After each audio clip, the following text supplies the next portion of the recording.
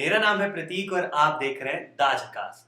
आपका स्वागत है इस खास सेगमेंट में जिसका नाम है हर शनिवार प्रतीक तिवारी के साथ। जी हाँ, सेटअप थोड़ा बदला है लेकिन खबरों की क्वालिटी वही है। इस हफ्ते लगातार कुछ गर्मा गर्म खबरें देश से लेकर विदेश तक बनी रही। आपके अखबारों और न्यूज चैनलों में ये खबरें चलती रही। कोई सत्ता की चाबी किसी को मिली है तो कोई सत्ता की कुर्सी छोड़ने को तैयार नहीं। एक व्यक्ति विशेष जब जेल से रिहा होता है तो रिहाई की कार्रवाई पे भी लोग सवाल पूछते हैं।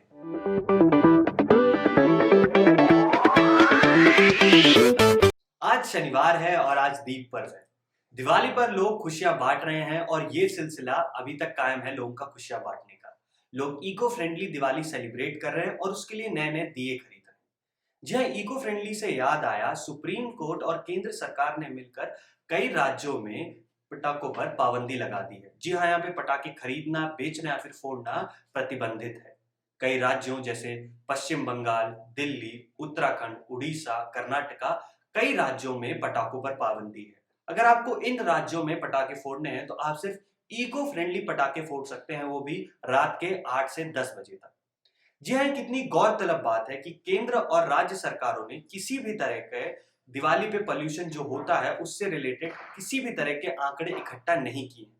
बिना आंकड़ों के ही केंद्र और राज्य सरकार ये समझ लेती है कि दिवाली पर ही प्रदूषण होगा, भले ही साल भर फैक्ट्रियों में कितना भी प्रदूषण होता रहे, उस पर किसी की भी नजर नहीं जाती। धनतेरस से लेकर दिवाली तक बाजार सज चुका है। जी हाँ, लोग खरीदारी कर रहे हैं। अगर हम अकेले लखनऊ की बात करें तो 200 करोड़ से ज्यादा रुपए की खरीदारी तो लखनऊ वासी धनतेरस के दिन कर चुके हैं। और भारत को दिवाली में अयोध्या ने एक बहुत बड़ा तोहफा दिया है। इस एक तरह से कहें तो दिवाली गिफ्ट दिया है। अयोध्या ने, यानी जो श्री राम जन्मभूमि है, उसने 492 साल बाद त्रेता युग की यादें पुनः ताजा कर दी, जब सरयू नदी के किनारे लगभग 5,91,000 दिए प्रज्वलित किए। जी हाँ, अयोध्या ने ही अपना पुराना साल का रिकॉर्ड फिर से तोड़ दिया है, जहां पर उन्होंने 4,04,000 दिए पिछले साल जलाए थे। ये अपने आप में ही एक कीर्तिमान है और भारत को एक दिवाली गिफ्ट के रूप में भी दिया है। बिहार चुनाव और जो बाकी उपचुनाव थे वो इस बार काफी अहम रहे, क्योंकि कोरोना काल में ये पहले चुनाव थे और इलेक्शन कमीशन ने जिस सजग और सरल तरीके से ये चुनाव कराए हैं, इसलिए उनकी प्रशंसा तो बनती ही है। बहुत स्मूथ ढंग से कहें तो ये चुनाव हुए। बिहार चुनाव तो वैसे ही हमेशा खास रहते हैं, लेकिन इस बार खास नीतीश कुमार ने इसे बना दिया था जब उन्होंने कहा कि ये उनका आखिरी चुनाव होने जा रहा है। बिहार की जनता ने एनडीए को पूर्ण बहुमत देकर बिहार में उनकी सरकार बना दी है। जो नीतीश कुमार की पार्टी सीटें नहीं जीत पाई, उसे बीजेपी ने सीट जीत के उसे रिफिल कर दिया है, उनकी मदद कर दी है सरकार बनाने में। वैसे तो बिहार में कोरोना एक बहुत बड़ा मुद्दा था और प्रवासी मजदूर जो कोरोना काल में हजारों किलोमीटर पैदल चल के अपने प्रदेश बिहार आए थे, उन पे जो अत्याचार हुए थे वो भी एक बड़ा मुद्दा था, जिस पर लोगों ने एनडीए को ही जिता दिया है। देर रात तक चली मतगणना के बाद आखिर ये साफ हो गया कि बिहार की जनता ने जनादेश एनडीए को दिया है। हालांकि तेजस्वी यादव के नेतृत्व में राष्ट्रीय जनता दल ने 75 सीटें जीतकर राज्य की सबसे बड़ी पार्टी बनकर उभरी है। 243 सीटों वाली विधानसभा में एनडीए को 125 सीटों के साथ पूर्ण बहुमत मिला है और बीजेपी को 72 और जेडीयू को 83 सीटें जीतने की कामयाबी मिली है।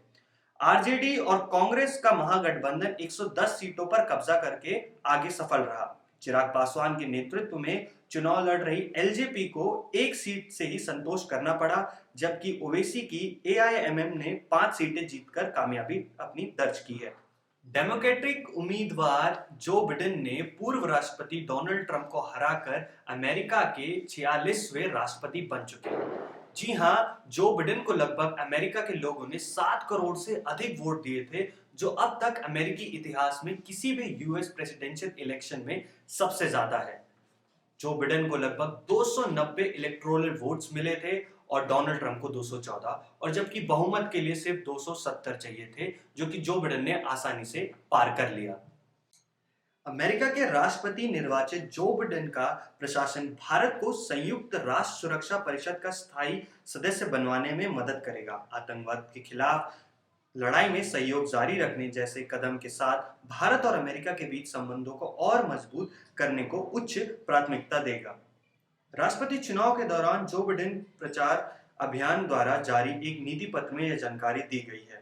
अमेरिकी राष्ट्रपति चुनाव में डेमोक्रेटिक पार्टी के उम्मीदवार जो बिडेन ने शनिवार को रिपब्लिक पार्टी के प्रतिद्वंदी डोनाल्ड ट्रंप को कड़े मुकाबले में हराया है और अमेरिका राष्ट्रपति बनने के बाद जो बिडेन के पास अमेरिका और भारत के बीच संबंधों को मजबूत करने के लिए उनके 14 साल पुराने ख्वाब को भी पूरा करने का एक मौका दिया है।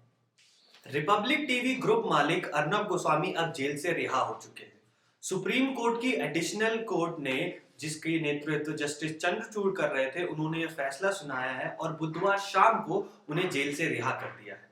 जी हां, अर्नब गोस्वामी को महाराष्ट्र की तलोजा जेल से रिहा कर दिया गया है। जब अर्नब गोस्वामी जेल से बाहर निकले तो उनके सपोर्टर्स का एक हुजूम लगा हुआ था।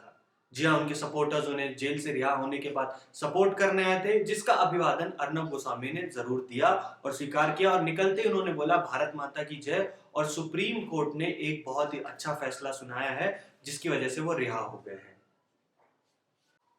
इससे पहले सुप्रीम कोर्ट ने 2018 के आत्महत्या के लिए उकसाने के मामले में पत्रकार अर्नब गोस्वामी को बुधवार को अंतरिम जमानत देते हुए कहा है कि अगर व्यक्तित्व की स्वतंत्रता बाधित की जाती है तो यह न्याय मजाक होगा। शीर्ष अदालत ने विचारधारा और मत विभिन्नता के आधार पर लोगों को निशाना बनाने के राज्य सरकार के रवैये पर गहरी चिंता भी व्यक्त की है। आपको एक फन फैक्ट भी बता देते हैं। हर्षित साल्वे वो वही वकील हैं जिन्होंने सलमान खान को हिट एंड रन केस में जमानत दिलाई थी। उन्होंने ही अर्नब गोस्वामी को भी जेल से छुड़वाया है। जी हां, आईपीएल सीजन 2020 अब खत्म हो चुका है। भारत का वो पर्व जो भारतीय बहुत धूमधाम से मनाते हैं, वो सीजन खत्म हो गया है। मुंबई इंडियंस ने आईपीएल 2020 में जीत दर्ज की है। जी हां, 4 बार से ज्यादा ये किताब जीतने वाली मुंबई इंडियंस ने 5वीं बार भी ये किताब अपने नाम कर दिया है। फाइनल मुकाबले में मुंबई इंडियंस ने दिल्ली कैपिटल्स को 5 विकेट से हरा दिया और ट्रॉफी के साथ साथ 20 करोड़ का चेक भी अपने नाम कर लिया। जी हाँ, काफी खिलाड़ियों ने एक बेहतर प्रदर्शन भी किया, कुछ लोगों ने ऑरेंज कैप तो पर्पल कैप भी कमाई। सीएसके के फैंस के लिए एक बुरी खबर है क्योंकि जो सीएसके हर बार क्वालिफाई कर जाती थी, हर बार की क्वालिफायर सीएसके, इस बार आखिरी पैदान पर उन्होंने अपना सफर समाप्त किया। जी हाँ, यूएई के ग्राउंड स्टाफ की हमें भी बहुत तारीफ करनी पड़ेगी क्योंकि जिस हालात में उन्होंने ये आईपीएल टूर्नामेंट ऑर्गेनाइज कराया और हर खिलाड़ी और सपोर्ट स्टाफ को सुरक्षित रखा, वो सराहनीय है। जी हाँ, वैसे तो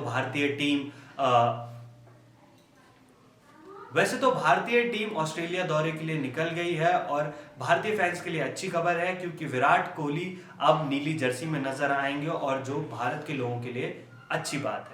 धरती पर है जगमग जगमग, गीत गा रहा है नभ, चलो आओ मिलकर अंधेरे को दूर भगाएं, हम सब मिलकर एक दिया जलाएं। जी हाँ, आपके और आपके परिवार को एक हैप्पी दिवाली अच्छे से सेलिब्रेट करिए, सुरक्षित रहिए। अगर आपको ये वीडियो पसंद आया है तो इसे लाइक, शेयर और सब्सक्राइब करिए। अगर आप कुछ महत्वपूर्ण सुझाव देना चाहते हैं या फिर हमें हैप्पी दिवाली विश करना चाहते हैं तो मेरे कमेंट सेक्शन में आप वो भी लिख सकते हैं। चलिए, तब तक के लिए नमस्कार।